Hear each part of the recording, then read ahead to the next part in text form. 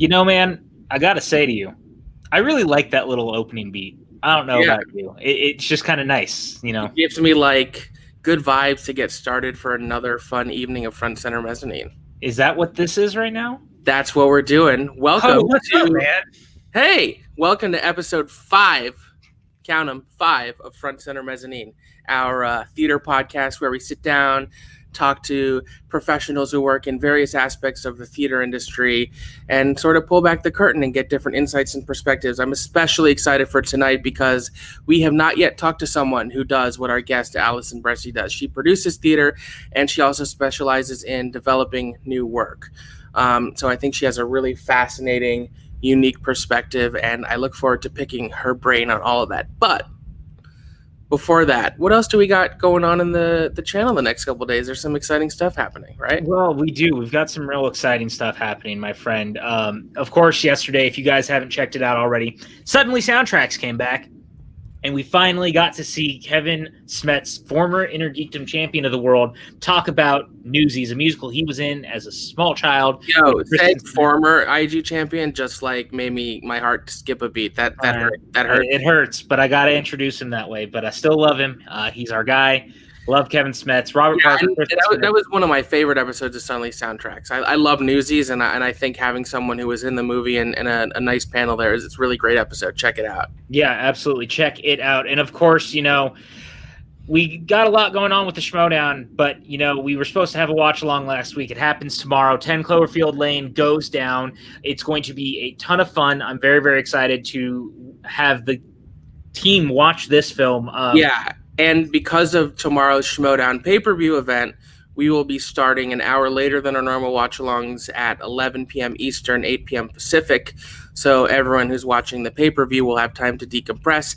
I can't imagine it'll be as emotionally devastating as last week's pay-per-view. Just a thought. I hope not, because last week's was a lot, enough that a lot of us were like, not sure we're feeling it tonight. So here we are. But you know what I'm really excited about? What? Monday. Do you know what Monday is? I can't believe you agreed to this. We are doing the Rugrats movie as a watch-along Monday night for the animated watch-along. This is a flashback to my childhood in a big, bad way. I am super excited about this. Maxwell, this was all you're doing? Look, I'll talk more about this on Monday, but to my recollection, the Rugrats movie is the first movie I cried at when I saw it in the theater. Yeah, I want to say it was up there for me. Rugrats mean a lot to me just in general. Yeah, and the movie is on Netflix, so you don't got to buy it, you don't got to rent it. Just pop up Netflix, put it on, join us. We'll be having a fun time talking about Tommy Pickles and co., his new baby little brother, Dill Pickles, which is one of the all-time great character names. Absolutely. Who doesn't love an animated Jewish family going on an adventure? That Hanukkah episode's still one of my favorites. Oh, a Maccababy's got to do what a Maccababy's got to do, bro. Damn right, man. Of course, Sunday night, you guys can come back. We are going to be doing an episode of the PJ Campbell Show. We took a little bit of a break. I've just been working a lot. The singles tournament's kicking my ass a little bit for the Schmodown, but we're getting through it. And then Famous Last Words will return on Tuesday. I don't know who Evan's talking to, but he's got stuff going on. And, of course, next month, we're almost there, man. Are you ready for it? It's so funny because, and I've said this before, March and April and early May went by so slow, and now it's almost September. And you know what September means? Scary Movie Squad. Scary Movie Squad. Hashtag Scary Movie Squad. Look at that panel. Look at those movies. I mean, it looks like someone hit my head with a baseball bat and blood is just gushing out of the back of my head, which... You and me both, man. It looks like a Tarantino movie. Might not be a bad way to go these days. No, but we got a lot of movies that you guys are going to look forward to with a great panel of people. We've got Halloween, Friday the 13th, Part 2, Scream, a double feature on Shudder of Host and Haunt, Killer Clowns from Outer Space, Poltergeist, a double feature of The Conjuring 1 and 2, Cabin in the Woods, Sleepy Hollow, and it all culminates on a special Saturday night screening of Trick or Treat in Halloween 2018. Not a better way for us to bookend this. We've got so many great talents. Kristen Smith and Tim Franco will be on every episode. William Bibiani is going to be in-house. Mark Riley. Teresa's coming back. Dude, look at this panel. Look at this cast. I am going to take a Xanax just thinking about all of it. I am too, man. But you know what? I think it's enough from us. Yeah, I just want to take this opportunity to, for the first time, announce who our next guest is going to be on Front Center Mezzanine. I'm super excited about this one and remind everyone at the end of the show, this will be 2 weeks from tonight on August the 27th. We'll be sitting down with none other than Kaylin West. She starred in The Prom on Broadway. She did a little stint on tour with Mean Girls. She did Dave Malloy's Moby Dick at ART in Boston. She's an incredible young talent, and I'm super jazzed to talk to her about all of her theatrical exploits. But we're not here to talk about Kaylin West. No, we're not. Talk about Allison Bressi. Shall we bring her in? I believe we shall. And we are happy to have one Miss Allison Bressi here right now. She is muted, I believe. She needs to unmute herself. There we go. Oh. How are you tonight? Hi, good. How are you guys doing? We're doing well. We're doing well. We're happy to have you. Thank you for being here tonight. Oh, thanks for having me. Yeah, thank you so much for joining us. It's so nice to see your face. Oh, it's so nice to see yours and to meet yours. It's great. Yes. Allison, PJ Allison. Nice to meet Hi. you. It's very nice to meet you. The classic 2020 e-meet. Yeah, exactly. How did you guys originally meet? We met a couple years ago. Do you have headphones on, Allison? I don't. Is my sound not great? Do you think you have headphones on? Because I think we're hearing a bit of an echo.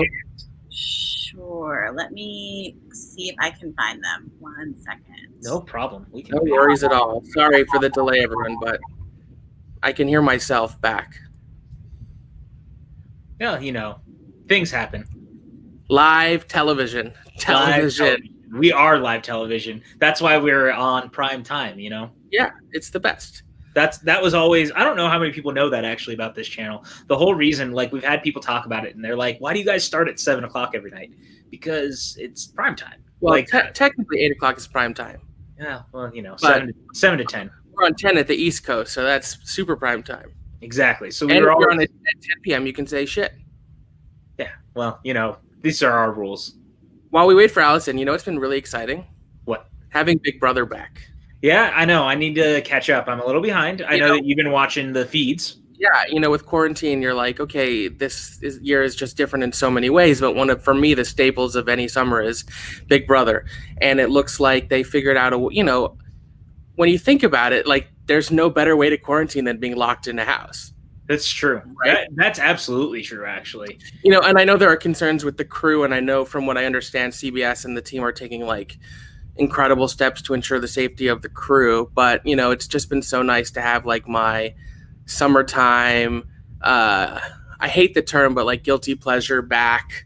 Sure. It's an all-star season. It's been exciting so far. And I think doing all-stars during COVID is really smart because it was people who knew what the experiences was like prior. They've been in the house before, so it allowed them to make informed decisions about whether taking the risk and doing it was right for them and their family. No, totally. I think that makes a lot of sense. So I'm glad that you're getting to enjoy that during your quarantine times. I've just been watching a lot of horror movies. I actually rewatched all of Titus over the last week or so because Titus is going to be doing a reunion special next Friday, which I'm very excited about. They rebuilt the sets from the original show and they taped an entire new special. That's awesome. And he did it outside of the confines of Fox, which is very interesting. He owns the rights now, doesn't he? No, apparently not. Oh, That's so he's just doing it and hoping he doesn't get in trouble? Yeah, he went rogue. Titus Interesting. went rogue, which I'm okay with. I mean, that's pretty much on brand for him. I was going to say, I feel like he's the type of guy you expect to go rogue. Yeah, I mean, that's kind of what he did with Special Unit. Remember, it was originally supposed to be a Comedy Central series, and then Bryan Cranston... I would love Shout. I think they're the right outlet to put out a nice box set of the show. I agree. I would kill for a nice new box set. I believe he put all the episodes on his YouTube, so you can watch them if you want to, but still. If you guys have never seen Titus, I highly recommend it. Oh, Uh-oh. We lost Allison. We lost her. Live television, folks. We do apologize. We'll figure it out. But we're talking, we're going to talk theater, so let's quickly talk about this. So Diana, the musical Diana, was slated, and I think it had maybe a week or a week and a half of previews. Okay, so it did have previews. I wasn't sure about this before. Very few previews in March. Here we go. We got her back. Back. Welcome back. Sorry about that. That's okay. Okay. But yeah, I think they did like a week and a half of previews in March before everything shut down. And now it looks like they're going to be getting permission to go film the show in their theater without an audience to put on Netflix before it opens on Broadway, which I think is going to be a really fascinating experiment to see what sort of impact that has once the show does open, because I could see it going a couple ways. I could see it like building buzz and awareness to a show that frankly I thought was like a sleeper or, you know, not something that was necessarily going to be super popular, and get people excited to go see it. But then there's another side of me that's like, well, what if a lot of people watch it and don't like it and then don't buy tickets? So it's a risk, but I think it's a risk worth taking in COVID 2020. I agree. And you know what else was an experiment and worth taking the risk on was us meeting, because before Allison left, she had asked how we were vamping and talking a little bit about what Diana is going to be doing with Netflix. Smart. Yeah, so interesting. Yeah, it's going to be curious to see what impact it has. But so PJ and I met just on Twitter a couple years ago. Oh, wow. Social media. PJ is involved and now the head writer of an online movie trivia show called the Movie Trivia Schmodown. Cool. Which I liked, and we just got to talking, and you know, he's come and visited. He stayed with us in New York like 3 or 4 times now. He's one of my best friends in the world. So he's the only family that I have at this point outside of my parents. So you know. Oh God. I don't want to cry tonight, PJ. Sorry, I'm just saying. But no, we did. We met through Twitter. We bonded over movies and stuff, and it turned out we had a lot in common. And the cool thing for me was I had kind of grown up with musicals and theater, but I grew up in California where we only got tours a lot of the time, and I didn't get to travel a lot. And so as Max and I started to talk and get to know each other, it turned out I got to share my passion of theater with him in a very cool way. So now here we are. Came and visited last December for a week, and I think we saw like 9 shows in 6 days. Yeah. Just like incredible. Nonstop. Well, and when Freestyle Love Supreme was running and doing 10 p.m. shows, you could fit in like all these extra shows. So we just was like a whirlwind of theater. Oh, I miss that. Yeah, I do too. You know, how is COVID treating you, by the way? First off, before we get into this. Sure. Sorry, I switched to my phone, so I'm trying to find the best angle. We'll try that. I don't know. Yeah, you know, it's tough. I'm personally very lucky. I decided to come to Ohio and be with my family once the theater shut down, and I started working from home. I wasn't as much worried about getting the virus or anything at that time. It was more, I was afraid that I wouldn't be able to get to my family if I wanted to or needed to. So and once there was no more theater, I just didn't have as much of a reason to be in New York City, sadly. So I came here and ended up definitely being the right choice for me. So it's a lot calmer. It was a lot calmer here, I think, than when things first started. Although now I think Ohio is one of the states that's taking it a little less seriously than New York. So in some ways I wouldn't be surprised if New York was safer because everyone seems more serious about it. But yeah, it's had its ups and downs. I've definitely found a lot of comfort in family and, being around some of the friends who I can see, who I don't normally get to see. And my brother and his wife had twins in July, so I've been able to hang out with them. I've seen the pictures you've been posting. They're adorable. Yes, they're so cute. And I've never been an aunt, so that's been exciting. And so those things are all really good. But I think like everyone, I miss the theater so much. And I miss my friends in New York so much. And, so many of my friends, I think, have taken this opportunity to move out of New York. And so, I definitely plan on going back once things start to open up and once my job is less flexible. Totally. But yeah, I think I'll be going back to a much different, I think it's a much different New York in general from what I hear, as well as I think for me, my personal New York will be different just because people are moving out. So that's been sad. But I've been lucky in that I've been healthy. My family so far has been healthy, knocking on all the wood. But I'm just devastated for all the loss that so many people have had. But yeah, so ups and downs for sure. PJ doesn't know anything about places not taking it seriously living in Arizona, right, PJ? No, not at all. no. I'm right in the middle of like one of the hottest states in the world as far as this is concerned. Thankfully, I'm right. in Tucson, which leans a little more in. We got a Democratic mayor who's like really tried to take everything very seriously and like control the situation. But Maxwell also knows that I had a dude who got in my face for wearing a mask. So No. I've had the ups and downs thing, but similarly, like I from California originally. I moved out here last year, and it turned out to be me coming here at the time was the best case scenario, not knowing this was all going to happen. But now I'm not worried about rent or anything because I have, I live in a house that's been paid for and things like that. So that's just good. a different thing. But I'm glad that you're surviving. I'm sorry that you're in a place like me where they may not take it as seriously as the rest of the world. It's shocking to me. Like if I go into a grocery store and there's people without masks, I can't believe it. Like why wouldn't you just wear one? I just don't understand that. Yeah, I saw that. So. Yeah, I thought that similarly. Oh, go ahead, Max. Sorry. I was going to say I agree. Like, luckily in New York, we got hit hard early, and I've been here the whole time, and it really seems like we're on the other side of it now. Obviously, it's still a concern, still precautions, but it's rare to see someone without a mask. That's so it's been nice to see that at least here people have taken it seriously. But April, I'm going to have like nightmares about the sirens and the caskets that I saw for a long time. It was brutal. Yeah. I bet. Enough of that cheeriness. Everyone needs to take it seriously. Everyone here is a strong proponent of wearing masks and being smart. But we're here to talk about you. So let's hop in a time machine and let's go back in time and let's go to your formative years. Okay. What, is theater something you've always been interested in? Can you remember a moment where like it clicked in you that theater was something you were passionate about? Yeah, I would say that I first started loving live theater very, very young. I think I was like maybe 4 or 5. My parents and my grandparents took me to New York City. Having lived there, I have no idea why they thought that was a fun idea. But I can't imagine traveling with a little kid, but people do it.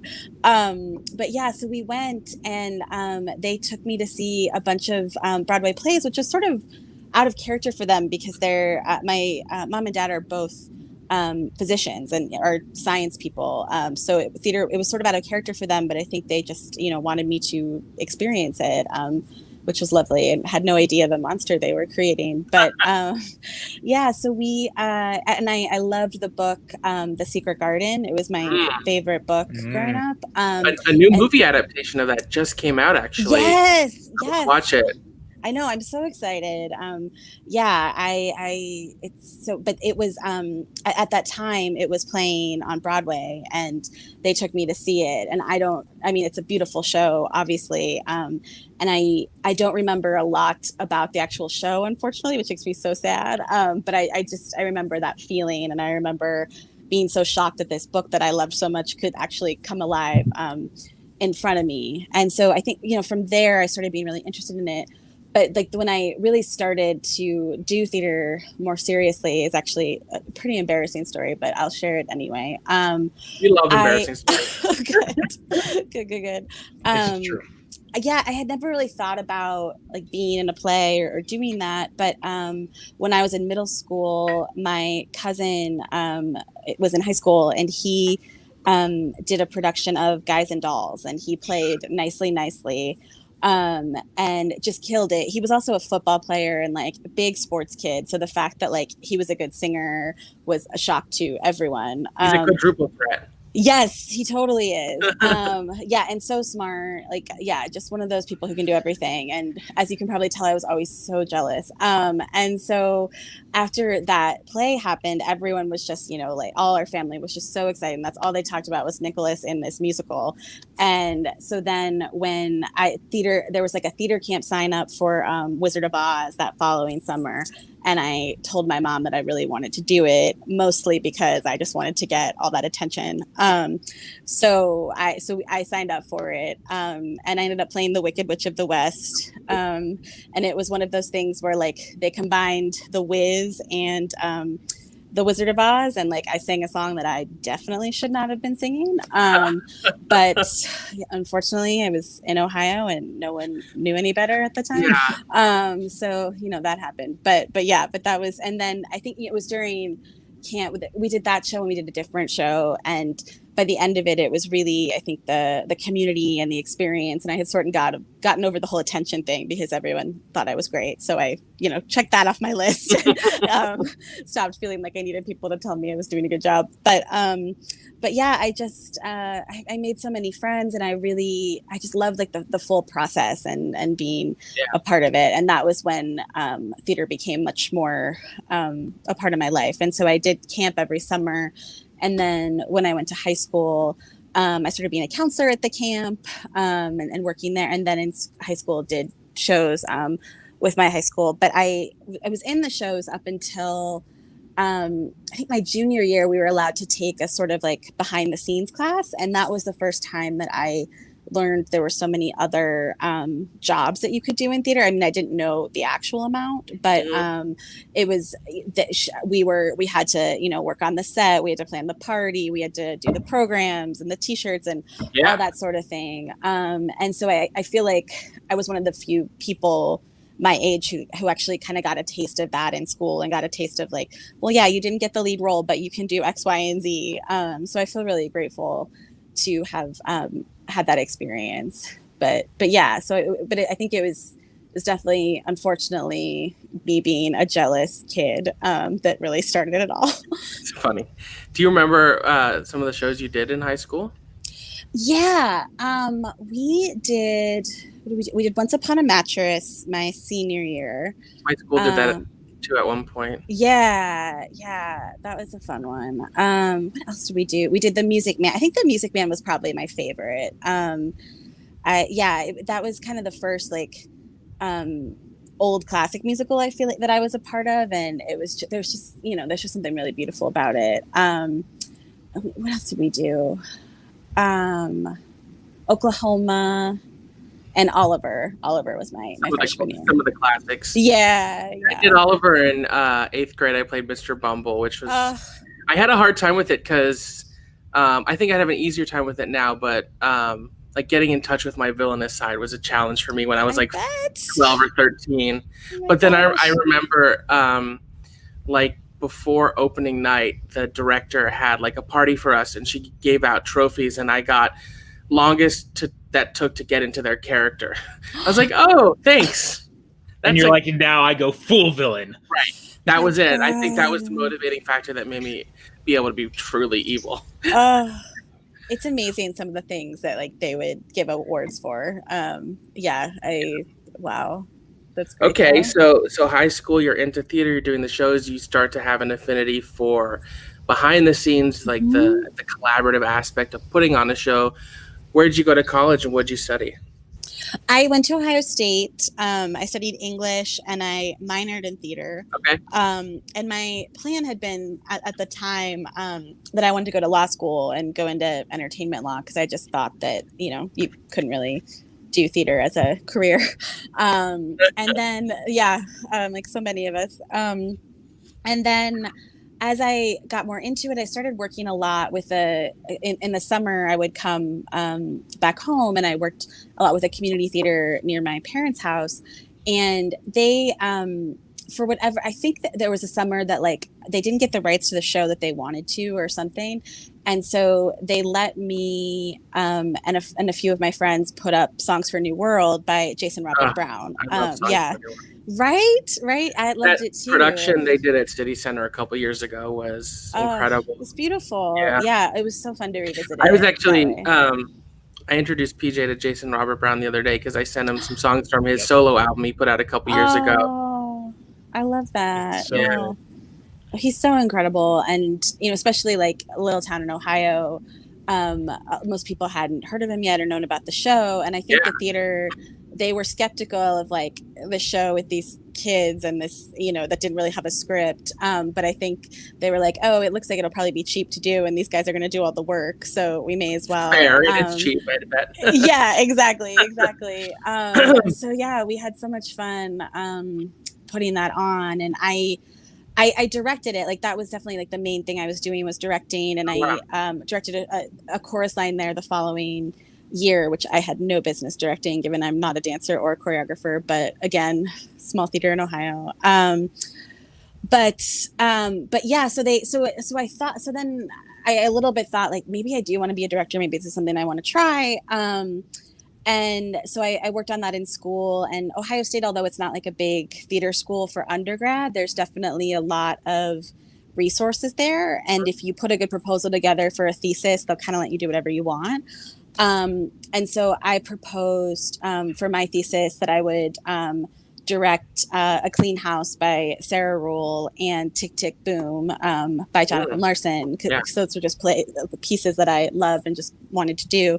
And I forget what BS I said, like connected them, but I'm sure it was like ridiculous how I tried to talk them into that. But yeah, they allowed me to do it and gave me a budget to do it. And my best friend in the whole world, Eric Emsch, who still designs the artwork for a lot of the shows that I produce, we were in school together and we put it on together.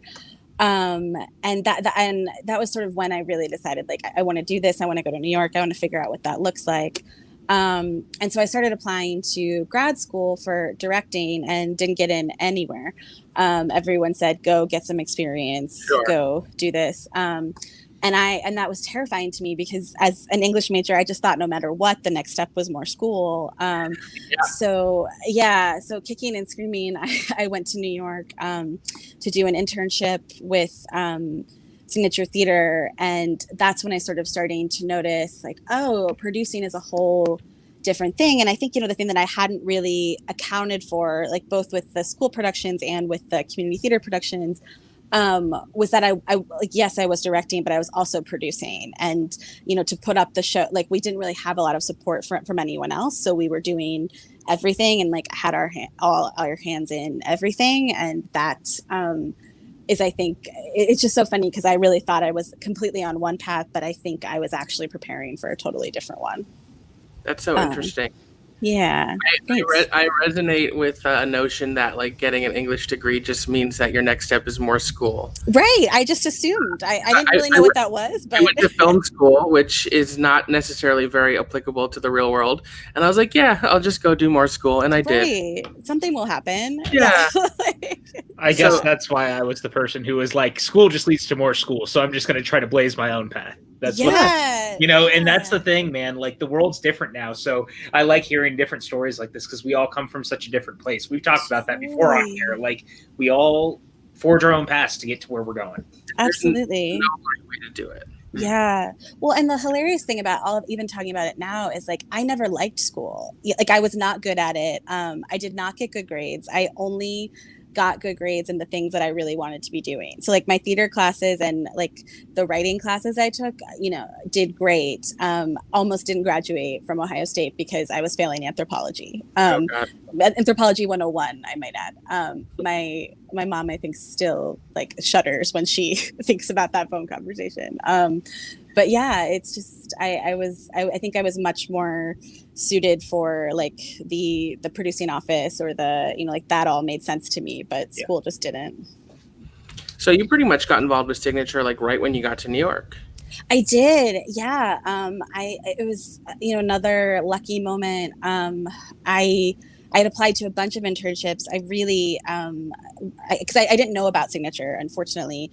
Roundabout was the theater I was most familiar with. And so that was the place I really wanted to. I had seen Cabaret a few years back and just thought that everything about Studio 54 was incredible.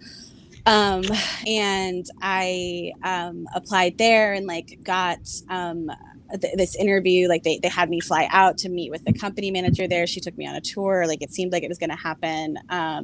And then I didn't get it. And so I was devastated. And so but I had already had made plans to go and we were there. And so I was there sort of I don't know what I'm doing here. And then I got a call from the production manager at Signature offering me an internship in production management. And I was like, I have no idea what that is, but I will be there. And so, and I showed up, and I think he took one look at me in my dress and was like, what the heck is she doing here? Like, there's no way this girl's going to pick up a hammer. And he was not wrong. But I learned more from that internship, I think, than I've learned from most of the things I've done. He was really the first person who, taught me how to be organized, and taught me that managing a production was so much more than building something, or the amount of organization that those people go through and like what they're managing. And it was insane. And I think like my final project was it was right before they did the revival of Angels in America. And so my final project was I had to make the props list for that. And I just remember I just had no idea, like how much stuff, they would need. And so yeah, it really shaped me in a big way, unexpectedly. So that would have been like what, 2009, 2010? 2009, yeah. Yeah. And so I know you worked at Signature for a while. Did you end up staying on, or did you go do other things and end up back there? I did. Yeah. So at that time, I still was thinking directing was the path. And that was one of the reasons that he said that he wanted me there, because he knew I was not qualified to do what he did. But he really believes that directors and producers should learn how a production works and all of those things. And so I did that. And then from there, I did several assistant directing gigs, and also got an assistant job at a doctor's office to make a little bit of money. And money is something you need to live in New York. That's for sure. yes, for sure. Yeah, and so I did that, but I sort of kept going back to something that the associate artistic director Beth Whitaker at Signature had said.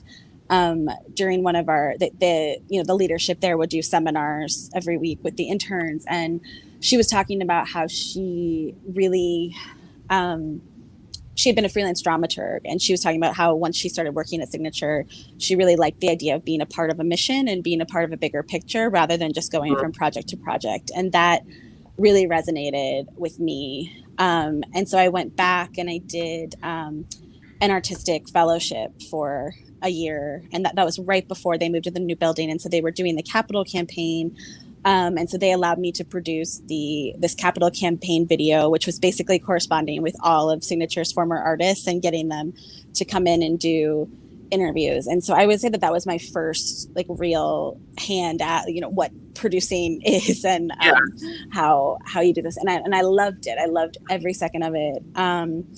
And I really wanted to stay, but there was not a job available. But as I was getting ready to end my fellowship, an assistant job opened up in the business department. They were looking for an assistant. And I was also, as I was job searching, I was in that place that I think a lot of us find ourselves, where it felt like everyone had my skill set. Like I didn't feel like I had skills that were more marketable than someone else's, or that like I could read and analyze a play better than the next person. And I knew that I really wanted to work in theater, and I was like, I really feel like I need to know more about the business side, and I love Signature. I don't want to leave here. So they offered me that job, even though I was like very, very not qualified.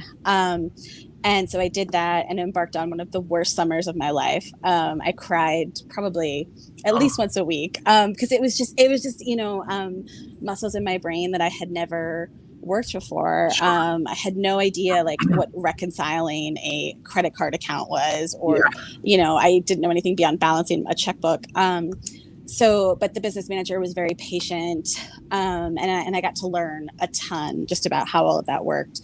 And then I think, eventually they realized that they really actually needed someone with a real degree to do that job. And so they moved me over to company management. And so I took that on and worked directly for the general manager. And that was sort of the perfect job for me, because it married what I had done in the artistic department with some of the business side. And so I was doing that, and that was around the time when the new building was starting to open. So I got to work on all of these projects that I never would have gotten to work on, like the bookstore and the cafe, and also basically company managing Angels in America because they didn't have a company manager, and it was just a lot of hands-on experience. Yeah, and I have to say that the new building they built is gorgeous. It's gorgeous. I was involved with Be More Chill when it was at Signature, so sometimes I would just show up and like just hang out in the cafe just because I found it so comforting. Like nicer than like a coffee shop or a bookstore where you could go hang out at. Because I feel like it's a little undiscovered little oasis up on that second floor. And if you're not specifically going there to see a show, you may not even know it's there. No. It's such a beautiful store is great. Yeah, I love what they did with it. It's such a great space. It is. And it's so fun to see it alive after just seeing it as plans for so long. You must have seen so many incredible shows come through when you were working there. Cause I did, yeah. A good track record. Yeah, no, I was so lucky, and I really jived with Jim's kind of top-down approach with the way that he worked with artists, and the way that he, the writer was the center of everything. And I loved watching the culture there change with each writer who came in. It was just such a unique experience. Do you have any particular favorites that stand out? Athol Fugard will always and forever be my favorite experience. When the new building opened, they made me the assistant company manager and hired a company manager. And Athol was just starting his residency, and he just turned 80. And he was in New York by himself, from South Africa, totally able and more energetic than probably I am. But just like needed some extra help with the apartment and everything. And so I just kind of became his person, and he would call me his company manager. Like at one time he was like, there's some guy named Daniel Hoyos emailing me and says he's the company manager. I don't know who that is. Like, you're my company manager. And I was like, sure, he's my boss, but like, fine. But yeah, it was just, I read about him in school, and it's just like this incredible badass. Doesn't even seem like enough, but like badass human. In like certain circles, he's an icon or a legend. Yes.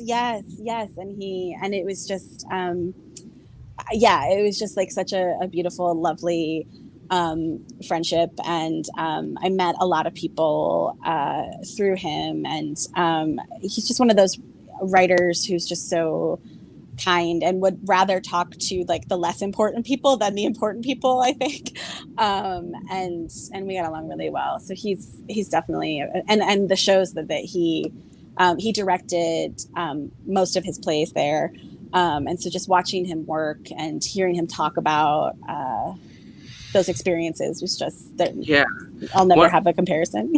One of the things I like about Signature is how they sort of do residencies with theatrical artists, which is not something I think is common at least in New York. You don't see that a lot, whether it's because of the economics of it or the lack of creativity of places. It's a really cool thing they did. Like I think they're doing one now with Dave Malloy. Yeah, fingers crossed. Yeah. Who's one of my heroes, frankly. Definitely. And I'm so glad that they're finally doing musical theater. He's the first musical theater residency.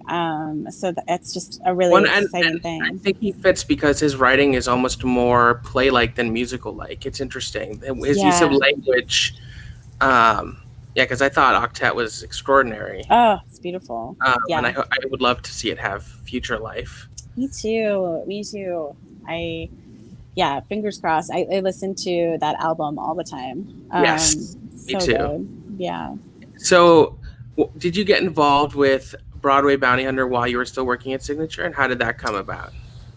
Yes. I'm trying to remember the exact timeline because I left like towards the end of our run is when I left Signature. So I became involved with Broadway Bounty Hunter probably like the year before we actually did it.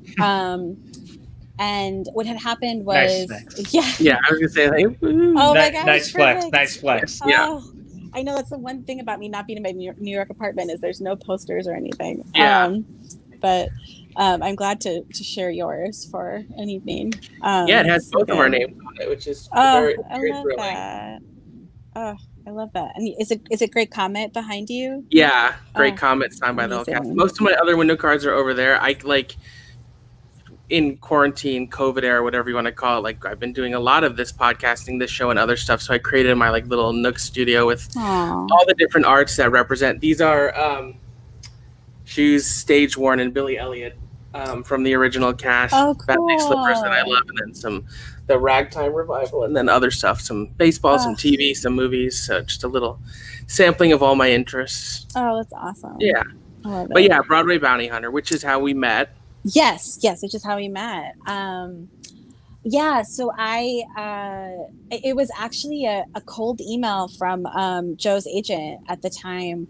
At that time, they were talking about doing it at 59 East 59. It had its great run at Barrington, and they had talked with a few nonprofits about possibly doing it in New York, and just like with a lot of things, like slow to hear back. And I think people were maybe a little bit nervous by the size of it. And so Val Day, the artistic director of 59 East 59, actually, and she used to be Joe's agent. She called Joe or his agent at the time. I'm not sure how that worked, but she was interested in doing it. But 59 East 59 has a very like a special producing model. And so Joe and Jason and Lance had decided that they were going to put it on at 59 East 59 themselves. But Val said, you really need a producer to come on and work with you. And she recommended me because I had produced the musical Songbird there a few years ago, and that was of similar size.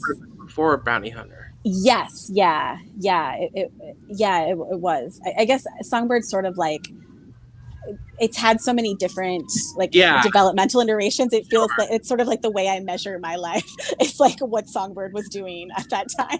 Yeah. But yeah, so she had, and 59 59 at that point hadn't done that many musicals. So she had recommended that they talk to me. Really small stages there. Yes. I love the space. I think it's a great space. It allows for a lot of experimental theater. I've seen some really cool things there, but to fit a musical, especially Bounty Hunter, which is not a small scale musical. No. Like compared to something like we were just talking about, like Octet, which is so much more. Right. You could do that in an attic somewhere, or a Ghost Quartet, another of Dave's shows, or Songs from a New World. Like Bounty Hunter is a full stage musical with sets, with a large ensemble. Yes. It's a big show. Yeah, it's so much bigger than I even knew at the time. Yeah. And at the time I was like, I don't know. But it's also one of those things, like with anything, when you're offered a theater in New York, you just sort of like figure out how to make it work. I missed an opportunity on that. I was offered a theater and I passed on it because I couldn't make it work. I kind of regret it. Regret it, but it was the timeline was like just way too tight, and my partners and I, Lindsay and Chris, who you obviously know well, we like put our heads together. We had some ideas, and we even got to the point where we knew what we wanted to do, but we just didn't feel like we had the time to do it in a way that would service the piece properly, right? Because I would say the goal of the producer is to allow the piece to be its best self. Absolutely. And sometimes that means saying, no, this is not the right time. Totally. No, and it's so smart to wait sometimes. I think it's hard to not jump in. And I mean, and that's sort of similar to what happened with Bounty Hunter at 59, was we all came together to do it there. And then there were some like strange roadblocks with the company itself. And so we started thinking about, if it doesn't work out here, where might it work out? And that's when we started talking about the West Village. And that was right around the time that Ars Nova had announced that they had gotten Barrow Street, now Greenwich House. And so we thought, why don't we see if we can present a similar model to Jason Egan, and see if he might be willing to give us a similar deal to what 59 was. And he was, of course, like lovely, wonderful, so supportive of Joe and everybody's Joe had work. work. Joe had done Song of Love at Ars Nova before, right. So they had a good working relationship. Definitely. And actually the first reading of Bounty Hunter was there. So it was kind of it ended up being a cool thing, but they actually at the time were like, you know, we're so new at, you know, having this theater, like we can really only offer X, Y, and Z. And it was just going to be so much more money to do it there than it would have been at 59. And then after, and that was then right before Be More Chill opened. And then when Be More Chill opened and had the incredible response that it had. It had a moment. It had a huge moment. It was incredible. Yeah.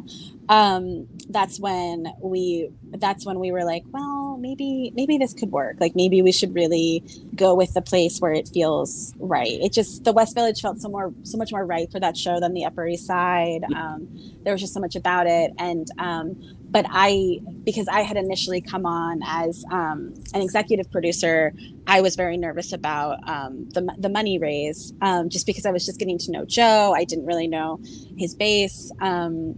And it was doing it at Barrow Street was just or Greenwich House was going to be a much bigger lift. And that's when Jen came on, which was just, another miracle for the show. And that she and I partnered together. Because I always view like Jen and Joe as a package deal. Totally. And loyalty is a rare commodity. Yeah, it's a really beautiful thing. And I had wondered initially when we had this first meeting, like why she wasn't producing this. And then when Be More Chill was announced, I was like, oh, she's doing that. And I assumed that like maybe she was just going to do that and wouldn't have been interested in doing this one. And then sitting backstage, I think one night Joe asked her and she was like, sure. And then the next day we were off and running. And so that's when we kind of sat down and started over basically with a new model to produce it. So it was really exciting, and I learned so much from working with her. And it was so great to meet Jen Werner and you, and all of the other wonderful people that have kept moving with them. Yeah, I think my biggest takeaway from the whole Bounty Hunter experience was all the people I got to meet, and how absolutely. I'm relatively new to the business. I think you've been around it longer than I have, but you come across people who you don't want to come across a second time. Mm-hmm. And I thought what was magical about Bounty Hunter is top to bottom, from the people who worked at Barrow House to the cast to the production management team to the social media team. I love Sammy. Like everybody, so wonderful. It was just like a lightning in a bottle team of people who I would work with again any day. And I think that's a rare experience. Yes, I completely agree. Everyone was just so happy to be there, and I got involved really early. I had to keep the secret for such a long time. That's right. Oh my gosh. I think I might have been, I don't know, the first or second person to sign on. I don't know. I think you were. Yeah, because I remember your name, but that I didn't meet you until much later. I'll never forget when Jen called me. I was at Universal Studios Florida in Harry Potter world, and I was like, I'm going to take this call. Excuse me. I never turned down a call from Jen Tepper. So I was like, oh. And I was like, let me think about it. And I didn't really have to think about it. But, you never want to say yes too quickly. Of course. Oh, I love that. I didn't know that. Yeah. That's so cool. But I'm so glad we have a cast album, too. Me too. What was it? How do I phrase this? Like, obviously it's rare to have your cast album come out so much later after the show is closed. What was it like trying to get that done? What was the experience? How did you push that forward? Because I know there was a period where we weren't sure there was going to be one. Yeah, it was one of those things, and I don't know if this was unique to our experience because of who Joe is and his experience like with the music industry in general. But when Kurt Deutsch came on and Werner came on, they really just kind of not took Jen did more, was more hands-on with the album than I was. But they really, Werner Chappell just kind of really produced it. And it was nice because they came up with the budget, and then we like went back and forth on that. And I think it was one of those things where Kurt really wanted to make it happen because he believes so much in Joe and in the show. So I think that we got very lucky in that way that they wanted to do it, and that for me it was really reaffirming because the decision to close early was always such a hard one, and it was so reaffirming that we did, because we were able to have that little bit of money to make the cast album happen, and it just feels like the show can live on so much more than a week with the cast album. So that was great. But the parts I was most involved in were more like the creating of the language and the website, and but Joe drove the bus on a lot of that too. I think we're so lucky that he's such a good producer of his own work, that he kind of he emailed me one day and was like, these are all the things that I think need to go on the website, and this is what I want to do here. And so that was great, because I had never done a cast album before, really knew much about that. But yeah, I'm so thankful that it was able to happen. And every day is a learning experience. Yes, it really is. It really is. Well, I'm glad it happened too, because it means that I actually got to like hear it and see. That's my way of living through the show. Well, PJ did come in August, but was supposed to see it, but we had closed early, so it didn't work out. I missed it by like a week. I think, it was like I remember. Yeah. So when Max told me that the cast album was happening, I got very excited, because it was, for me, it meant, hey, I get to finally listen to it since I wasn't going to get to see it. So right. Well, because the Schmodown had a live event in New York that August, so we were going to basically buy group sales and like get as many people in the theater as we could, and I think we would have had like 30 people, but it just. Everything happens, it is what it is. Yeah. So you mentioned Songbird, which I, from what I know about you, is like one of your passion projects, something you keep coming back to. So what is, for those who don't know, what is Songbird? What's its deal? Who's it by? What's, it's like Expected Life. I believe you have another production of it coming next year, assuming Fingers crossed. We are able to get back in theaters next year, which I am cautiously optimistic that we will. I have to hold on. I have to hold on to hope. Absolutely. Songbird is a musical by Michael Kimmel and Lauren Pritchard, and I came to it. It was one of the first pieces that I produced. It was back when I was an assistant at Signature.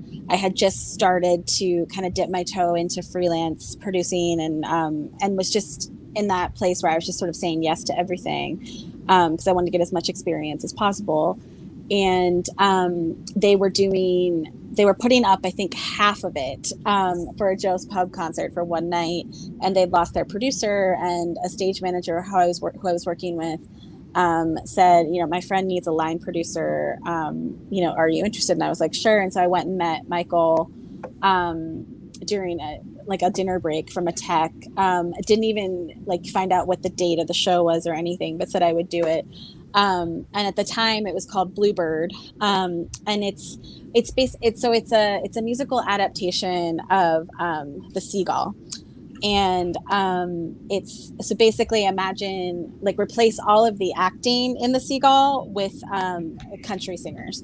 Oh wow! And so and Lauren Pritchard's score is this sort of mix of folk and bluegrass, and Lauren did just have a baby, by the way. So congratulations to Lauren, or Lolo as she likes to be called. Yes, Lolo, and baby Xander. Baby is gorgeous. Yes. I saw pictures yesterday or the day before. Yeah, 9 pounds. Big baby. Big baby. No, big baby. That was me when I was born. God. Really? And Lauren is a very small woman, so yeah. Congratulations. It's amazing. Yeah, no, it's wonderful. But yeah, it's and I was really drawn to the story and the score, but there so much had happened even leading that. I mean, it's amazing how one night shows feel sometimes like the same amount of work as a show that runs for weeks. But my best anecdote from that experience was that we received a cease and desist letter from the Bluebird Cafe after the press release went out, because that was the time that Nashville, the TV show, was really big, and I guess they had they sort of like owned that name at the time, and it could only be used on that TV show. So we got a cease and desist, and excuse me, a call from this like really kind of scary, gruff lawyer. And luckily, Michael, the writer's wife, is a lawyer as well. And I thought I was going to jail. Like, I just had no idea what was going to happen. I know. You're not going to jail. I know. But like, I was so like stupid and naive and just really had no idea what to make of the whole thing. Eventually, that's why we changed the title to Songbird so that Joe's Pub could happen. And so, and because of all that stuff was like going on, it was so crazy. I never even had heard or read the show before the concert. And so then finally, like after the concert was up and I was like, oh my God, I love this. Like, this is beautiful. How did I not know that like, this is what I've been working on for the past couple of weeks. And then after that, I had a conversation with Michael and Lauren, and we decided to keep working together. And that was really the first time that I felt a connection with artists and felt like I was going to be a creative part of the team as well. And it was just really special that we were, all three of us at different ages and experience levels. And but yeah, it just sort of clicked. And from there we started developing it, and did a couple workshops, and that's how I met my partner on the show, Diana Buckhantz. She knew Michael from when he did The Last Goodbye in San Diego at the Old Globe, and so she was one of the people that we wrote to initially to get involved, and she did, and she accepted a cold call from me, and it has just really become one of the show's like biggest supporter and fan, and we've, I think, learned a lot from each other, and but yeah, so we embarked on that road. We made some demos. I was talking to all the nonprofits trying to get a production known as Biting, and then 59 is 59 came along, and so we had the first production in 2015 there, and so many things about that production went very well, and several things were a disaster, and as you said, you learn new things every day. One of the things that we did was we decided to change directors after that production, which was a tough thing. That's a tough choice to have to make. Yeah, it was hard, but we and that's when we met Gay Taylor Upchurch, and she came what a great on, name. Right? I know. Fun name to say. Yeah. And it was also great. She's actually, Lauren is from Tennessee, but Michael and I are not from the South, and neither is Diana. And so, it's great it was great to meet someone who like grew up with these characters and knew them. And she adds so many things to our team, but the authenticity was something that I think we were missing. So that was a great thing. But yeah, she came on, and then our next production was the summer of 2018, kind of right after I met Joe and started working on Bounty Hunter. It was just sort of funny, like Be More Chill had been at Two River, and then we were going to Two River, and so it was so we did the production at Two River, and that was and again learned a lot. And after that, we had decided, we really want to see if we now know the show can work. And, it's, I would say in format, it's probably most similar to Once. It's 10 people. The actors are generating all the music. So it's definitely a more intimate show, but, we've always wanted to see the show move to Broadway as you do. Yes. But we just have never. Broadway, never heard of it. Exactly. Weird, right? But we've never gotten to. Yeah. But we've never gotten a chance to know if the show could work there, or if it, because for me the goal has always been I want to do our production of it in New York City, like whatever that is. I want to do a production in New York where GT is directing, and I don't care if it's Broadway, off Broadway, like in my apartment, whatever that is. Like, hey, I want to see that happen. Don't joke. I produced a show in an apartment last Christmas. So yeah, I know. When there's a will, there's a way. I did it. It was great. Especially right now, 2020 is showing that we can do literally anything entertainment-wise.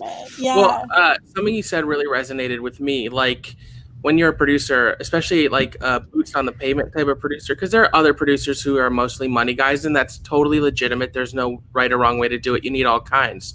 Totally. But when you're able to forge like a symbiotic relationship with an artist, someone whose work you like just believe in and who you have a good relationship with, that's like the ideal situation. I think that's the case with Jen and Joe, who we've talked a lot about. Mm-hmm. I have a person in mind who I have a really strong relationship with, who I hope I am involved with any production he does from now until the end. Love that. My goal is to get him on Broadway in the next 5 to 7 years. We'll see if I can make my goal happen. Max, I don't think our channel belongs on Broadway. As nice as TJ. No. I'm talking about Preston, who was actually our first guest on this show. But yeah, Preston. That's the dream. Like when you find someone whose work you truly believe in, and you can truly help make their ideas come into reality in a tangible way. It is. And, at the time I was not only young, but like young in my experience. And I think one of the things that I loved most about working with Michael especially is that he's a really good producer of his own work. And especially in those beginning phases where I really had no idea what to do, we worked together in a way that like was respectful and not condescending. Like I'm sure he wrote some of the copy in our press releases. I'm sure, and so to be able to collaborate both producerially and creatively, I think it's just such a gift, and it's really the only way that I want to work. I agree with that wholeheartedly. Yeah. Because I think the writer is the best producer of their work. They're the best person to speak about their work in most cases, and that's something that I definitely took away from Jim. And it's amazing to me that there are many people in the industry who disagree with that statement. For a theater that I won't name, I had said that I wanted to run the artwork by the writer just so they could see it and give any notes on it, and they thought I was insane. They were like, we never show the creative team the artwork. And I was like, but don't you think they might want to see it, like and have things to offer? But yeah. Well, I mean, we could talk for hours about this, but I think there's a way things are done that's an old-fashioned way, and I think there's a new way forward that people like you are forging, and it's exciting because and you. Well, I appreciate that, but there's different ways to do things that I think can be implemented. Showing the art to the writer makes like immense sense because the art is a representation of what they wrote, and you want to make sure that they feel comfortable that it's representative of their work. Yes. But that happens in Hollywood all the time. Do you think Warner Brothers is showing the screenwriter or director of what the poster looks like? No. Yeah.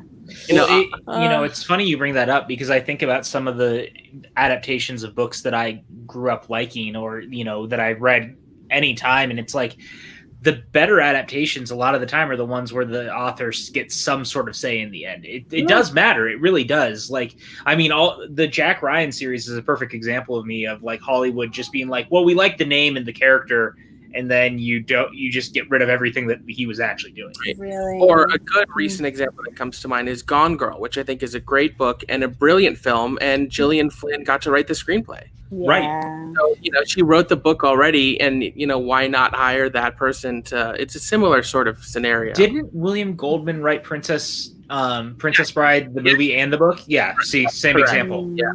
Same example.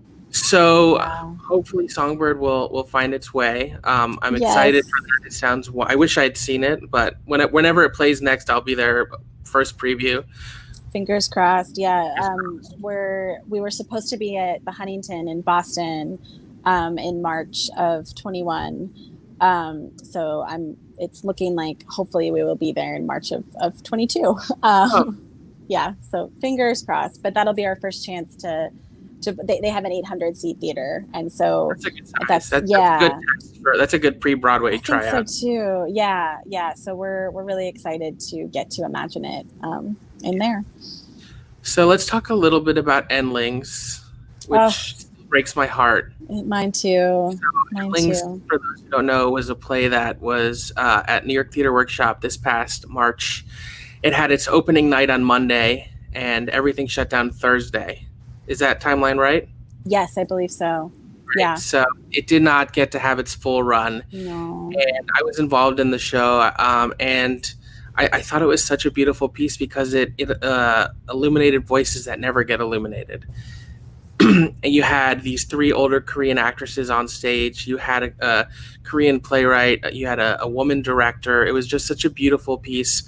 I won't get into how I thought most of the reviews got it wrong, because old white guys should not be the only people writing reviews of theater, because when pieces like Endlings, for example, or even The Lightning Thief or Be More Chill example, these pieces that are aimed at very specific audiences, to not give an opportunity to that type of person to critique it is a mistake. But I'll get off my soapbox on that now.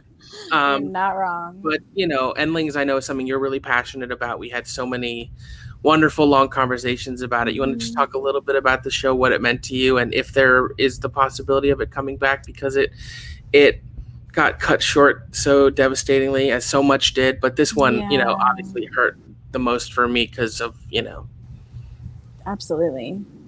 Same. For me, I typically only work on shows that I was that with from the beginning. Like, that's just, the way that I like to work. And so I had never thought about the possibility of being involved in a show that was already made. And I went to see Endlings at ART because in one of my other lives, I also read and see plays for Scott Rudin and write up coverage. And so I got that must be a fun job. it definitely has its ups and downs, like everything else. But I'm sure some, we have a lot of our viewers tend to be more movie interested people, because that's what the channel as a whole is, and that's why I love doing the show on this channel, because we get to introduce ideas and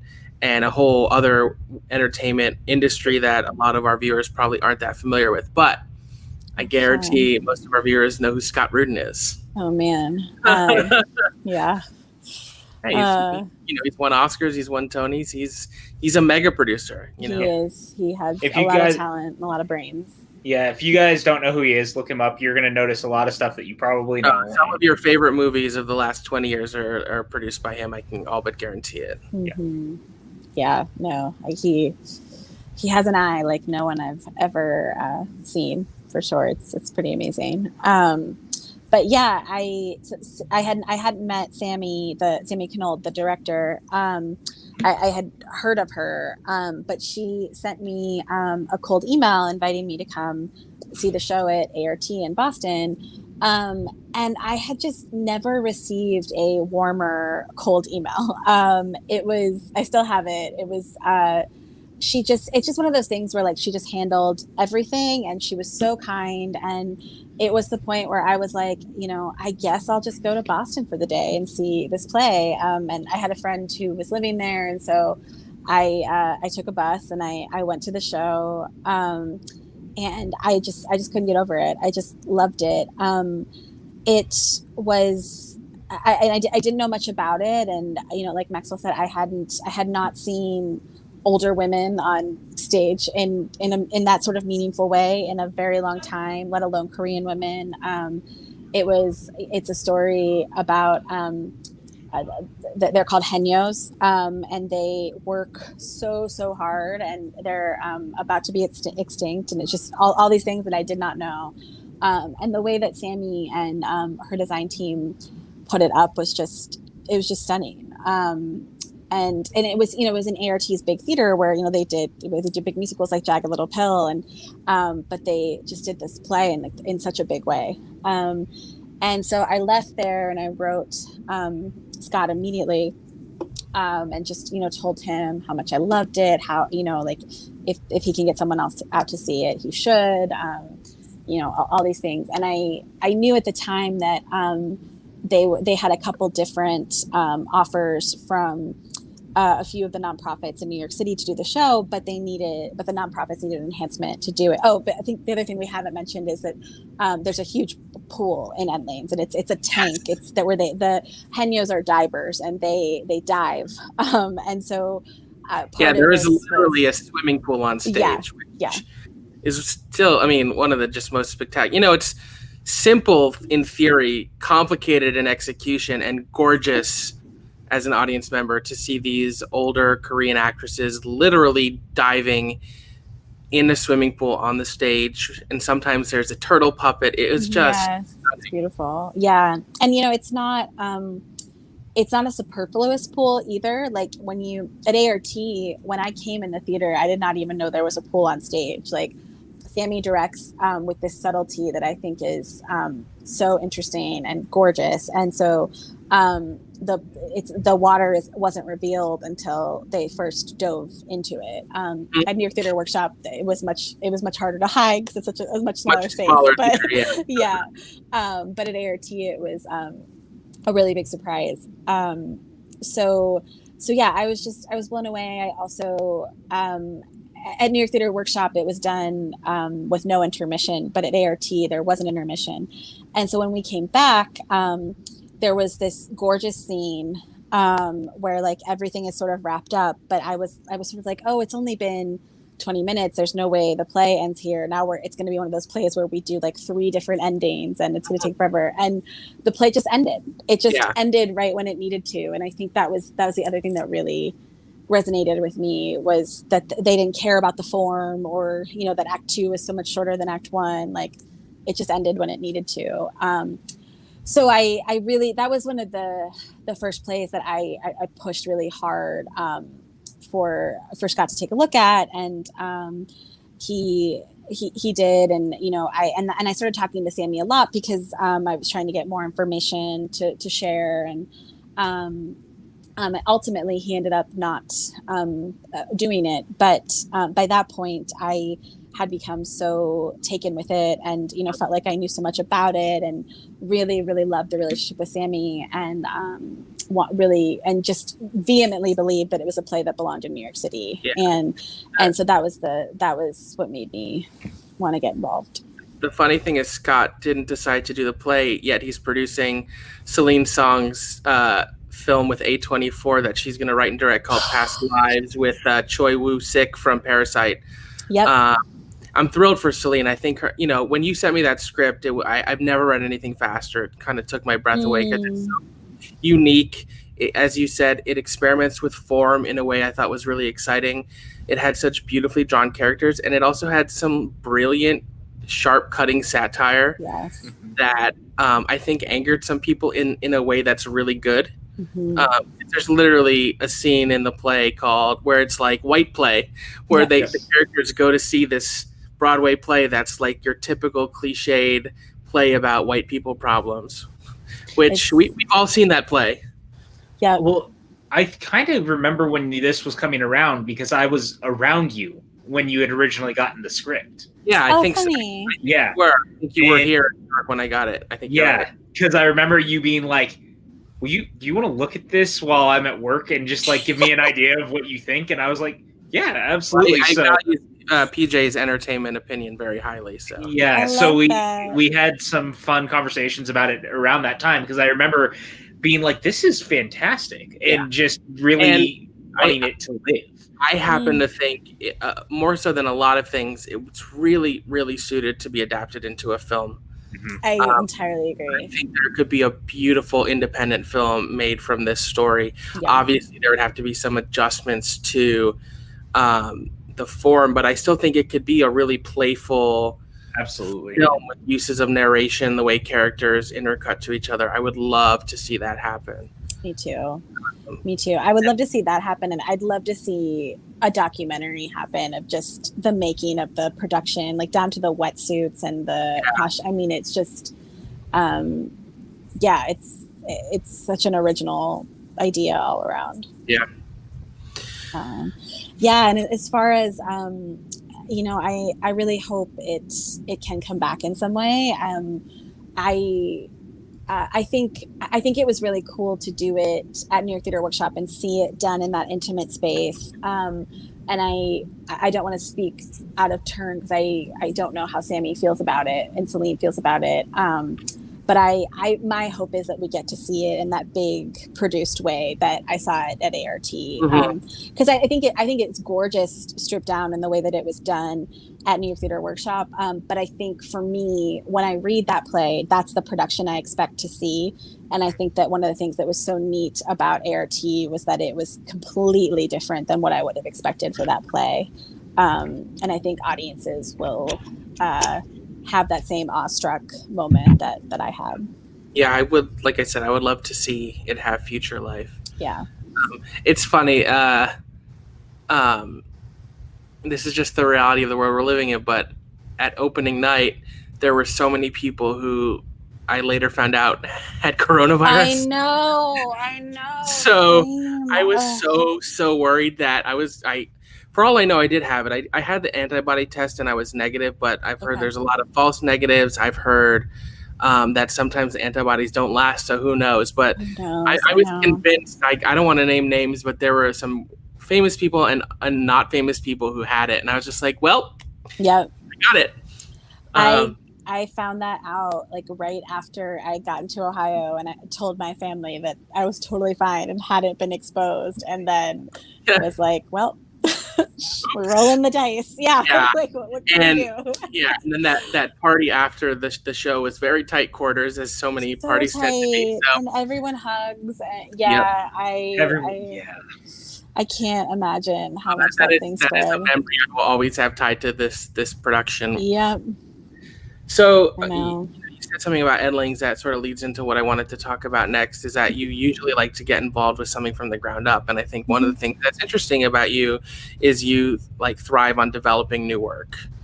So I know you're working on Tell Them I'm Still Young by Julia Little, and Andre Brower is involved in that in some capacity. Yes. Andre Brower is actually the reason that I'm involved.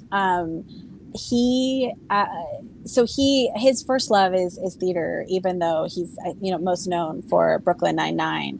Arguably one of the best TV actors of our generation, whether truly. It's Men of a Certain Age or Homicide: Life on the Street, which I'm a huge fan of, or Brooklyn Nine-Nine, which he is just fantastic in. Excuse my language, but fucking brilliant as Captain Holt. Like, oh my God. He can do it all. Like, his versatility and range he's shown in TV over the last 20 years. Like, I would put him on any pedestal of best TV actors of our time. He's done some films, but I think TV is where he's really gotten the opportunity to thrive. Yeah. But like, you watch Homicide: Life on the Street, or then Men of a Certain Age, Brooklyn Nine-Nine, and you see just the wide range of what he can do. It's just incredible. It is, and I've never laughed so hard as when I watch him play Captain Holt. Like he's just so good. But he's also, and it's so funny to talk about it because he's also a very serious theater actor, and played Julius Caesar, and his last show in the New York scene was The Whipping Man at MTC, and he was recently in a play at Williamstown this past summer, but those 8 years in between was really all Brooklyn Nine-Nine. But he's also just one of those actors who's game for anything. And I met him, actually, this show is how I got involved with Songbird, which is funny, but I met him, I guess, 8 or 9 years ago, right when I was starting to line produce and try to do it as a job. His wife Amy is also an actor, and she wanted to act in and produce a play by a really good friend of hers who had passed away. And so they had gone and rented the Paradise Factory on East 4th, but felt like they really needed someone to help them do it. And his stage manager on The Whipping Man gave him my name. And so they called me, and so I got involved. And Andre and I sort of ended up producing this play together, which was so crazy and fun. And then from there, that stage manager is the one who introduced me to Songbird. And Andre then got involved as a producer on Songbird. So we've known each other for a while. And I think, for him, theater is his first love. And now that he's in a position where he can help with the theater, I think he really wants to. And I think he's really ready to be acting in the theater again as well. But I was fortunate enough to get to meet him at opening night of Endlings, and he's such a lovely man. We just talked for a couple minutes, but it was, I'm so happy such a nice guy. Yeah, he's wonderful. But he, we would talk and see each other off and on because he'd be in LA a lot, and when he wasn't in LA, he was with his family. But 2 years ago, he called me out of the blue and said, I did this reading of this play and I really liked it. And I just want to know how I can do it again. And I was like, what do you mean? And so we talked about, the different options of like, does he want to just act in it and take it to an artistic director? Does he want to option it? What does he want to do? And so there was a theater in New Jersey near where he lived who wanted to do it. And he sort of wanted to try the play out there and see if it has legs. And so I was like, well, you'll need to option it, and then you'll need to get a licensing agreement and so on and so forth. And so after this long conversation, we got off the phone and I was like, he's never going to do that. This is, so then a couple months later, he texted me and said, I need to talk to you. I have more questions. Can I come see you? And I said, sure. So he showed up at Signature.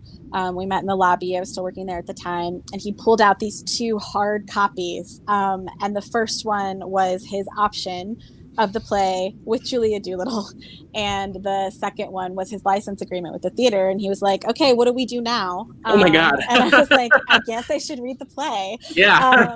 That's like a super bold. He's just like, I'm gonna do it. Here you go. What do we do?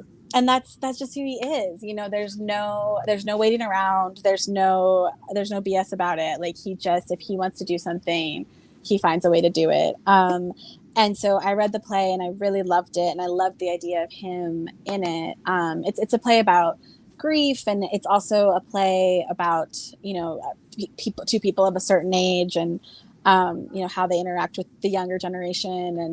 And it's just really lovely. And so I got involved at first to help him with just getting people from New York to come out to Southern New Jersey to see it. And then sort of started to meet other people on the creative team and realized very quickly that they needed more support than what the theater was able to offer. And so that's when Andre and I started working more closely on it. And he was excellent in it. And after that, I have no doubt. Yes. Yeah. Just so good. Michelle Pock played opposite him, and she was brilliant too. Yeah. The two of them together were just really palpable.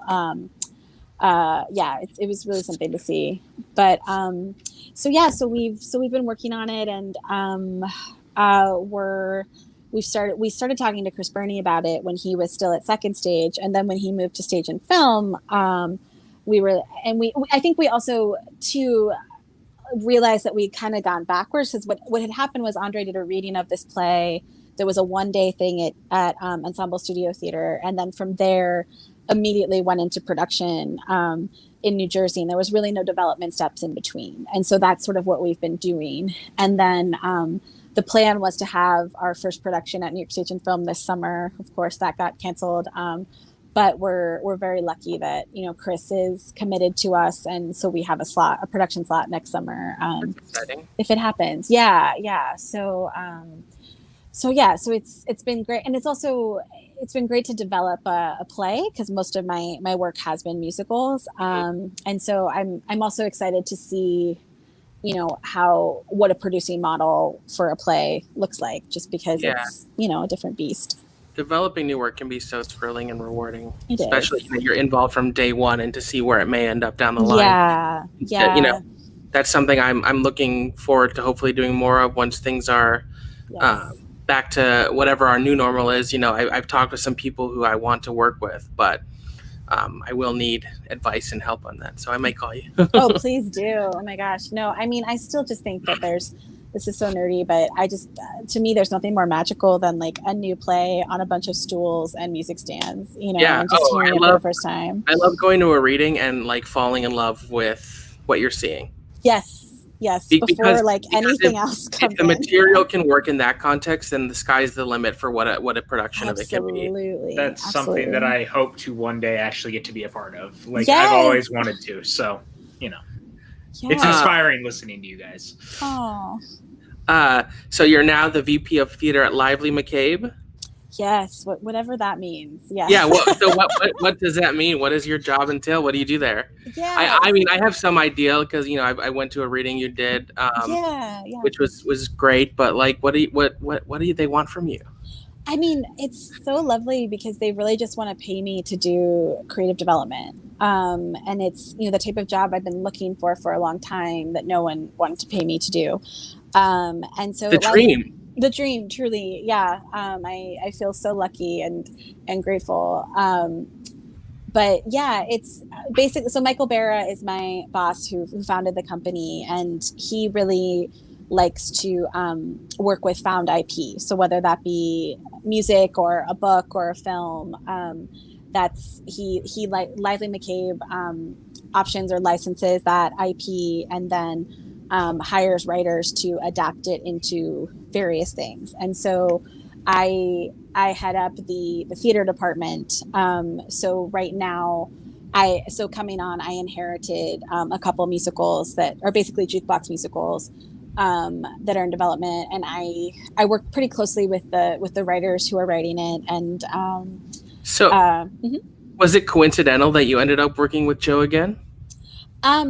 Yes and no. So I met Michael actually through Michael Kimmel, who wrote Songbird, one of those musicals that I inherited.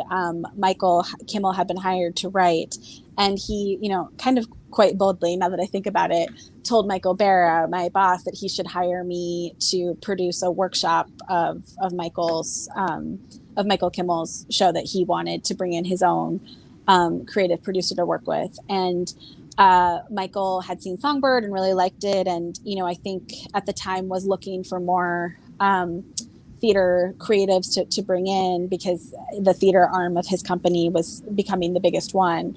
And so he said okay, and so we met, we had a drink, and then they were producing a workshop of Joe's musical that same summer, and Michael was like, do you want to just do Joe's too, since you're already working with him? And I was like, yeah, sure.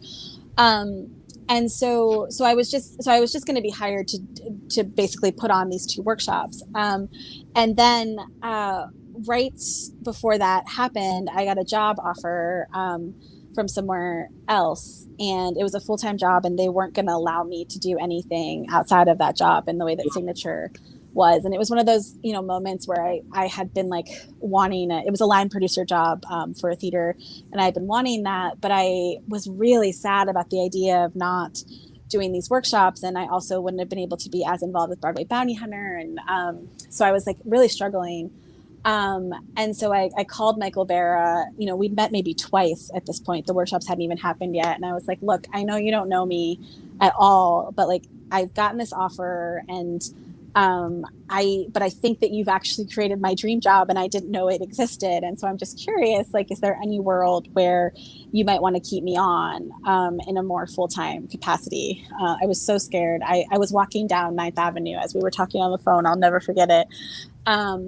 And he was so kind, and he was like, I definitely don't have the money to do it right now, and I don't want you to give up an opportunity, but if you're willing to wait until the fall, this was last summer, I might be able to make something happen. And I think that could be great. And so I thought about it, and my plan had been to stay at Signature through the summer anyway, and also leaving a job and starting a new job while producing Broadway Bounty Hunter didn't feel like the right thing either. So it's a lot all at once. Yeah. So, and I was sort of like, if there's anything to take a chance on, it's my dream job. So, so I didn't take the other job, and I eventually Michael made me full time, which was so exciting. And it'll be interesting to see what the future brings. I mean, for theater in general, but Sure. Right now the goal is to kind of get these shows off the ground, and then my hope is that I'll eventually be able to bring it, have a little more of a say in some of the projects that we produce. But for right now, I love the role that I'm in, and being able to be creative with writers and directors will, for me, always be fun, no matter if it's a project that I really jive with or not. Yeah, that's so exciting. Getting that dream job is just like all you can ever hope for. There's so much more we could talk about theater. Maybe we'll have you on another time. But PJ has some like general questions he's going to ask you. Okay. So this is my side of the show because I get to I let you guys geek out and do all your stuff, and then I get to ask general questions, and I'm okay with that. You talked about growing up, you loved Broadway, you loved musicals and stuff, but what was your favorite movie growing up? Like, what speaks to you? What spoke to you then? What speaks to you now? My favorite movie of all time is Mystic River. Wow. I love that movie. Yeah, I mean, it terrified me at the time. Understandably. As well, but That's a surprising answer. That movie's intense. Yeah. It is very intense. Yeah. But I don't know what it was, so there's like that one. And then on like a way different spectrum, the First Wives Club is my other favorite. I wore out my VHS of that as a kid. When they're singing, walking down the street singing "You Don't Own Me," it makes me so happy. And there's a musical of that somewhere in some stage of development. So I'm not used to hearing those are like such spectrum questions, but also they're ones that people don't talk about a lot. So I kind of love that. Like it's just so different, and that made me happy. First Wives Club is wonderful. If you haven't seen it, it is available streaming on Amazon Prime, so you should check it out. Bette Midler, Goldie Hawn, Diane Keaton, just like these are legendary women. Tearing it up. So good. It's a great movie. I met a couple of years ago. They were talking about doing a sequel. I wonder if whatever happened to that. Random. Sorry. I wish. Fingers crossed. They still could. In that in mind, what was your favorite band growing up or favorite music outside of the Broadway shows? Absolutely. I also Spectrum. I loved Amy Grant. She was my first CD as a kid. I would say No Doubt came after that. Awesome. Big Gwen Stefani fan. Yeah. I think right now my favorite bands to listen to are Lake Street Dive and Rascal Flatts. Oh, cool. Yeah. It's not bad. I like that. A little bit of country in there. That's okay. Yep. Right on. And then Life is a Highway. Truly. I can't hear that song without thinking about working at Disney. And now I'm sure you heard it all the time. All the time. Gwen Stefani is awesome. I saw her in Vegas last November, which was so much fun because they did a lot of No Doubt songs too. So that was a great night. Such an incredible performer. Yeah, I'd seen her before. She's just a superstar. Mm-hmm. Do you have a favorite book that you liked, and even something maybe you'd like to adapt one day? Ooh. I like I said, Secret Garden is like my all-time favorite, but that's definitely been adapted very well, I think. Yes. But I would say my favorite book as an adult so far has been Miracle Creek by Angie Kim. It's a recent read for me. It's the first book that I read at the beginning of quarantine. It's one of the first books in a while that I just really couldn't put down. I think it would I really hope that they do a film of it one day. I think it would be such an incredible film, but I strongly recommend that book. I'm trying to think what else has really resonated, but yeah, that's my favorite recent book. I love that. And then do you have a dream vacation that you would like to go on?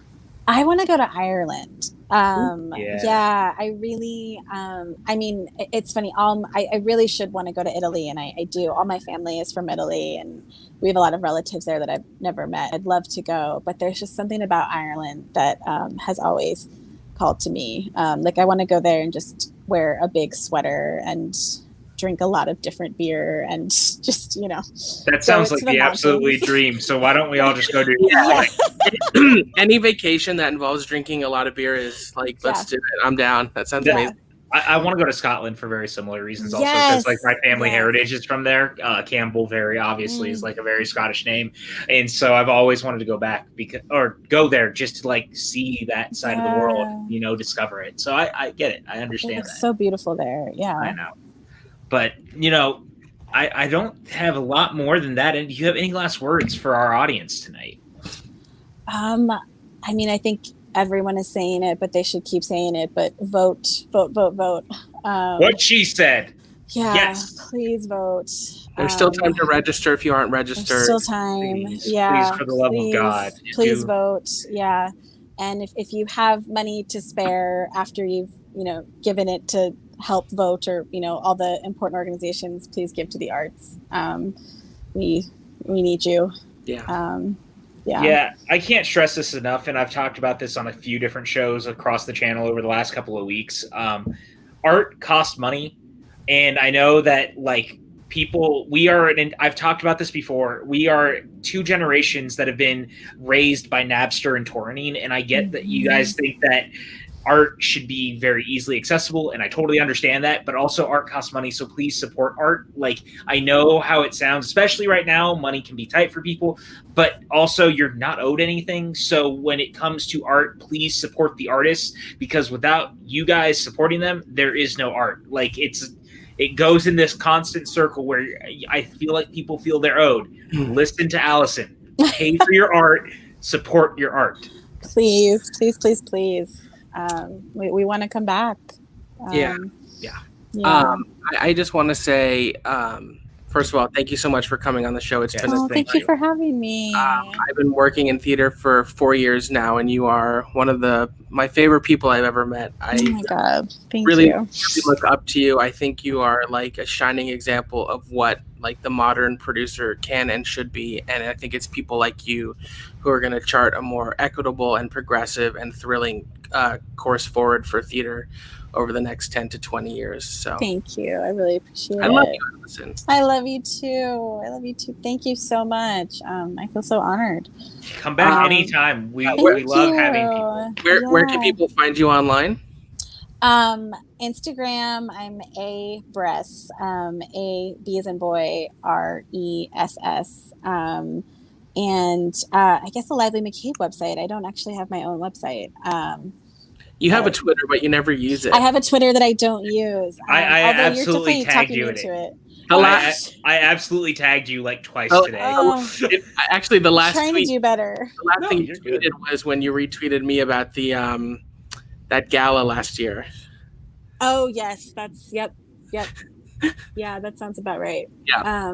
But I get the email updates, so like I get to see all the highlights in the email, and I don't like click over. I just need to get better. You're probably better at like being far away from it. Yeah. To be completely honest with you. Like I don't know how great Twitter is for the mental health. I'm there a lot, and I'm always screaming about politics and stuff it's like, be happy and talk about movies because this is the stuff I do for a living, but also I hate where we are. So you know what? It's better to stay as far away as possible. That's good to know. You let me know when it's safe, and then I'll. It's never safe. Okay. It's never safe. Noted. Well, thank you so much. Thank you. We're going to drop you out and just remind everyone of what we have going on in the channel. Love it. Support the arts, wear a mask. Yeah. All that good stuff. All of it. Thank you, Allison. Thank you, guys. See you soon.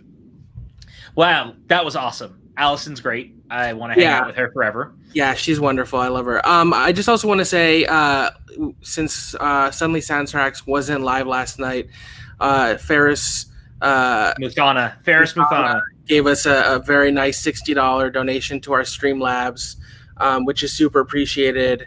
We do this because we love to do it, but the Streamlab donations help us keep the lights on, as it were. So if you ever want to send a couple dollars our way, we are super appreciative of it. Again, to what we were just talking about, like, support the arts, and we are a small form of the arts.